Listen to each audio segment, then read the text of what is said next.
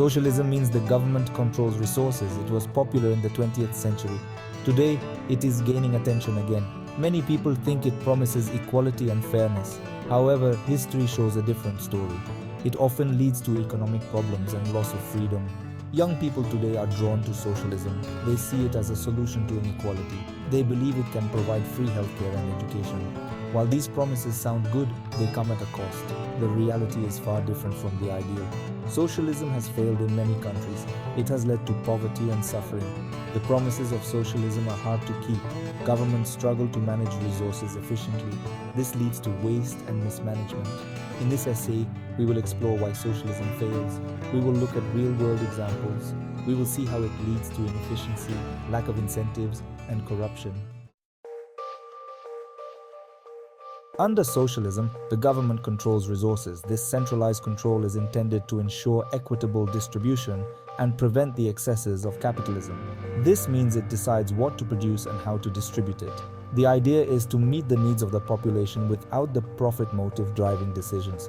However, governments are not good at managing resources. Bureaucratic inefficiencies and lack of market signals often lead to poor decision-making. They lack the necessary information and incentives. Without the feedback mechanisms of a free market, it's challenging to allocate resources effectively. This leads to inefficiency and waste. Resources are often misallocated, resulting in both surpluses and shortages. For example, in the USSR, the government controlled all industries. This control extended to every aspect of production and distribution. It set production targets and prices. These targets were often unrealistic and disconnected from actual consumer needs, but this system led to shortages and surpluses. Factories might overproduce certain goods, while essential items remained scarce. Factories produced goods that no one wanted. This overproduction wasted valuable resources and labor. Essential items like food and clothing were often scarce. People had to wait in long lines for basic necessities. In free markets, prices are set by supply and demand. This dynamic pricing helps balance production with consumer needs. This ensures that resources are used efficiently. Producers are motivated to meet consumer demand to maximize profits. Producers make what people want to buy. This responsiveness to consumer preferences drives innovation and quality. Waste is minimized and resources are allocated effectively.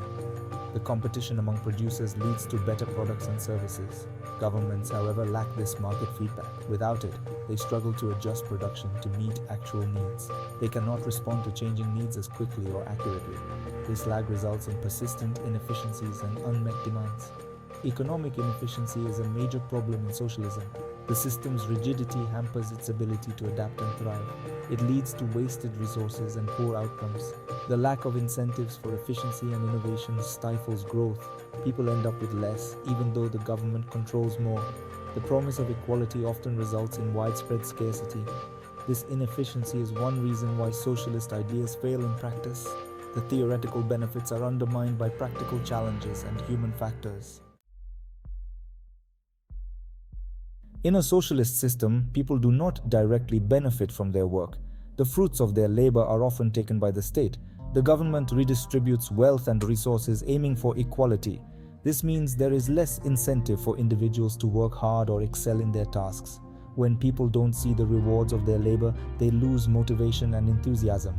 Consider the example of farmers in socialist countries who often work on collective farms. In the USSR, farmers had to give a large portion of their produce to the state, leaving them with very little. They kept very little for themselves, which was barely enough to sustain their families. This led to low productivity and inefficiency in agricultural output. Farmers had no reason to work harder or innovate, as their extra efforts would not be rewarded. They did the bare minimum required to meet state quotas, avoiding any extra effort. In contrast, free markets reward hard work and innovation, creating a dynamic environment. Individuals and businesses can profit from their efforts, leading to personal and economic growth. This creates strong incentives to improve and grow, fostering a culture of innovation. People are motivated to work harder because they see direct benefits and rewards for their efforts. Lack of incentives leads to stagnation in socialist economies, where growth is often stifled. People are less likely to take risks or find new ways to do things, fearing no personal gain. This hampers growth and development, as innovation is not encouraged or rewarded. Without incentives, economies become sluggish and unproductive, failing to meet their potential.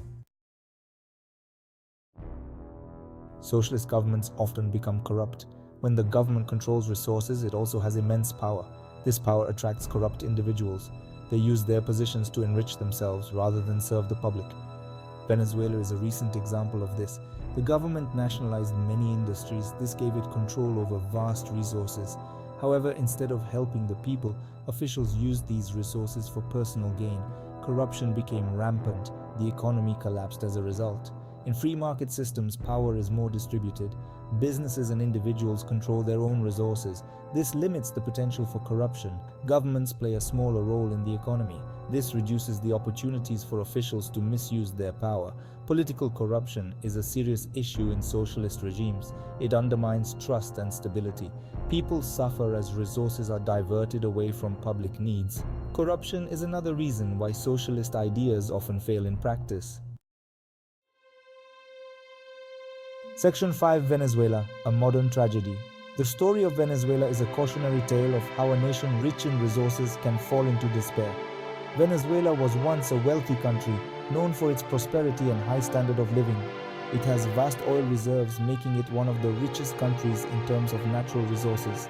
However, socialist policies have led to its downfall, turning a once thriving nation into a land of hardship. The government nationalized the oil industry, taking control of the country's most valuable asset. It also took control of many other sectors, including agriculture and manufacturing, stifling private enterprise. This led to economic collapse, with businesses closing and unemployment soaring. The government promised to use the nation's wealth for the people, claiming it would bring equality and prosperity, but corruption and mismanagement took over. Oil revenues were squandered, basic goods became scarce, inflation soared, making everyday life a struggle. Many people could not afford food or medicine, leading to widespread suffering and desperation. The situation in Venezuela shows the dangers of socialism, where government control can lead to disastrous outcomes. Government control of resources led to economic inefficiency and corruption, crippling the nation's economy. People suffered greatly as a result, with many fleeing the country in search of a better life. The promises of socialism turned into a nightmare, with broken dreams and shattered lives. Venezuela is a clear example of why socialist ideas fail, showing the stark contrast between promises and reality. They lead to economic ruin and human suffering, affecting millions of lives. The country's experience serves as a warning to others, illustrating the potential pitfalls of such policies. It highlights the dangers of government control and the benefits of free markets, emphasizing the importance of economic freedom and individual enterprise. Section 6: The rise and fall of the USSR. The USSR was the first country to implement socialism on a large scale. It aimed to create a classless society. However, it ended up creating a totalitarian state. The government controlled all aspects of life. This led to widespread suffering. Economic inefficiency was a major problem. The government set production targets without understanding demand. This led to shortages and surpluses. People often waited in long lines for basic goods. The economy was stagnant and unproductive. Political corruption was also rampant. Leaders used their power to enrich themselves. The state became oppressive. Dissent was not tolerated. Many people were imprisoned or executed for opposing the regime. The fall of the USSR highlighted the failures of socialism.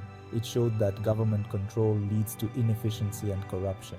The experience of the USSR is a stark reminder of the dangers of socialist ideas. Section 7: Cuba's enduring struggle. Cuba adopted socialism in the 1950s. It aimed to create an equal society. However, the reality has been different. The government controls most resources. This has led to economic problems and lack of freedom. Economic inefficiency is a major issue. The government manages all industries. It sets prices and production targets.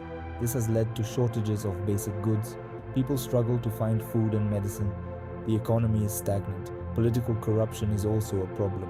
The government has immense power. This power is often abused. Leaders enrich themselves while the people suffer. Corruption undermines trust and stability. Cuba's experience shows the problems with socialism. Government control leads to inefficiency and corruption. The promises of equality and fairness are not realized. The country's struggles highlight the benefits of free markets. Section 8. The superiority of free markets. Free markets offer a better solution. They allow individuals to control their own resources. This leads to economic efficiency. Prices are set by supply and demand. Resources are used effectively. Waste is minimized. Free markets also create strong incentives. People are rewarded for hard work and innovation. This leads to growth and development. Economies become more dynamic and productive. Individuals and businesses thrive. Corruption is less of an issue in free markets. Power is more distributed. Governments play a smaller role in the economy. This reduces opportunities for officials to misuse their power. Trust and stability are maintained.